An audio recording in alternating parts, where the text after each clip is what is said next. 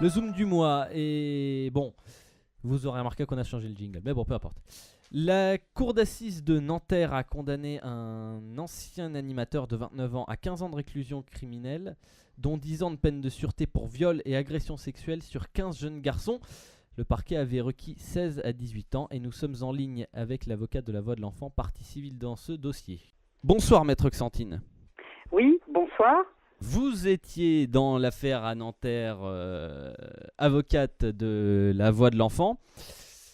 Le verdict, donc 15 ans, Oui, dont 10 ans de sûreté. tout à fait. Qu'est-ce que vous pensez de ce verdict ? C'est un verdict sévère, justifié par la multiplicité des victimes. Donc 15. Il y en a plus, me semble-t-il. Ah. Alors, il était poursuivi pour des faits de viol sur 2 enfants différents. Il y avait par ailleurs plusieurs enfants qui avaient été agressés sexuellement. Et de surcroît, à l'audience, quand bien même ceci n'était pas jugé par la cour d'assises, un des enfants pour lequel il était poursuivi pour agression sexuelle a dénoncé des faits de viol, ce qui donnera lieu à ouverture d'une nouvelle information à l'encontre de Monsieur de Boisson. Donc il y a la notion de quelqu'un qui, à un moment donné de sa vie, a été dans un passage à l'acte compulsif sur de nombreux enfants. Il s'étend sur quelle durée ces faits ? Alors, il est embauché comme animateur à partir de 2012, mais il gardait déjà des enfants qui ont été ses premières victimes. Donc, on a des faits qui s'étalent entre 2011 et 2015. Sur 4 ans. Oui. Et les réquisitions, donc on le disait, elles étaient entre 16 et 18 ans. Tout à fait. Enfin, vous avez dit quand même dès le départ que ce verdict est sévère. Mais rien qu'à voir les têtes dans le studio, j'ai envie de dire, certains auraient pu voir une condamnation plus importante éventuellement. Alors, le maximum de la peine, c'est 20 ans. Oui. Donc, il faut quand même pas oublier que la cour d'assises de Nanterre avait à juger quelqu'un qui n'avait pas de casier judiciaire. Donc, c'est un monsieur qui passe de 0 à 15. On n'a pas la notion d'un multirécidiviste. Alors, certes, il est passé à l'acte sur de nombreux enfants, mais il n'était pas en récidive, au sens légal du terme. C'est-à-dire qu'au sens légal, la récidive, c'est avoir un casier judiciaire et refaire la même chose. C'est avoir déjà été condamné et alors qu'on a déjà été condamné, passer à l'acte à nouveau. Donc là, effectivement, il y aurait eu la notion d'une récidive légale. Cela étant, évidemment, comme il est passé à l'acte sur de nombreux enfants, comme il est passé à l'acte sur de nombreuses années, évidemment, il y a la notion de dangerosité. Il a été perçu manifestement comme quelqu'un de dangereux, mais je tiens à dire que ce monsieur, à l'audience, a été capable de dire les faits de viol qu'il avait commis, ce qui est assez rare, il faut bien dire, d'une part. D'autre part, c'est quelqu'un qui s'inscrit dans un travail thérapeutique volontairement, qui participe d'un groupe de parole d'agresseurs sexuels, qui fait manifestement un travail pour reconnaître sa culpabilité et donc ne pas contester, alors qu'il a contesté pendant toute l'instruction les faits de viol qui lui étaient reprochés, qui fait un travail sur la reconnaissance du statut de victime, c'est-à-dire de la qualité de sujet des enfants qu'il a agressés, et qui fait un travail dans le sens de comment je fais pour passer à autre chose. Voilà. Alors après, c'est quand même, c'est malheureux à dire, mais je pense que quand on a une certaine pratique dans la durée des cours d'assises, je dis que le comportement de ce monsieur n'est pas le comportement que l'on voit habituellement chez ce type de personnes. Habituellement, c'est au moment du...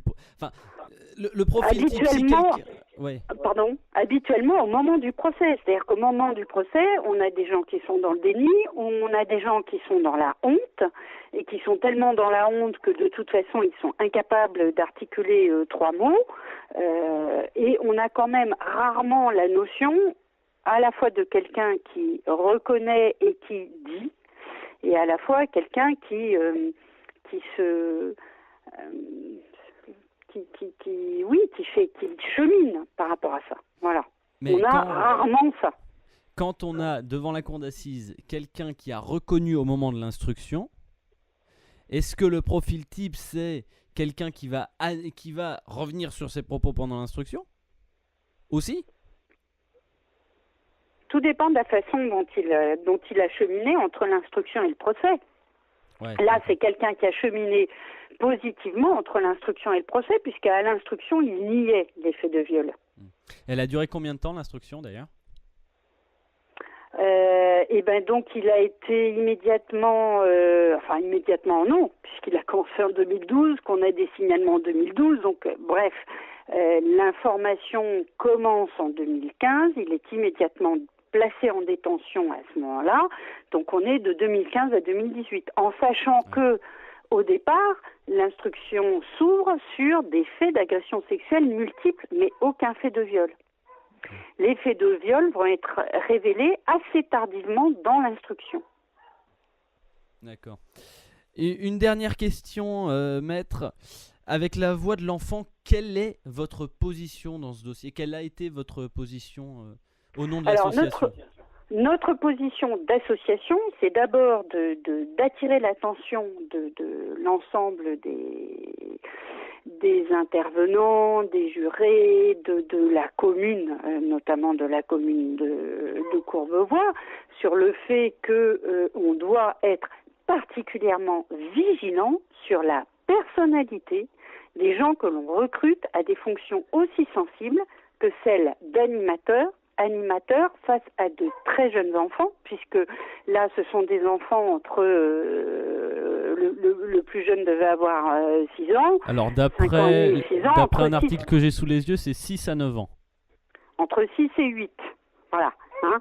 Les publics, c'est entre 6 et 8. Donc quand cet homme-là est en contact avec des enfants pendant la garderie du matin, pendant la cantine, pendant la garderie du soir, au centre de loisirs le mercredi, eh bien moi je dis qu'on doit avoir une vigilance particulière par rapport aux gens que l'on met en contact avec des jeunes enfants et qu'on ne doit pas se contenter de tester les capacités ludiques de cette personne, mais s'interroger sur à qui on a affaire. Comment la commune de Courbevoie a-t-elle pu engager quelqu'un qui avait un CAP de jardinier pour occuper des fonctions d'animateur avec une simple expérience de chef scout pendant 1 an sans s'interroger sur la motivation profonde de cette personne. Donc, le premier combat de la voix de l'enfant, c'est toujours de défendre la notion de qualification des personnes que l'on met en contact avec des enfants, parce que l'on sait que les pédophiles choisissent des métiers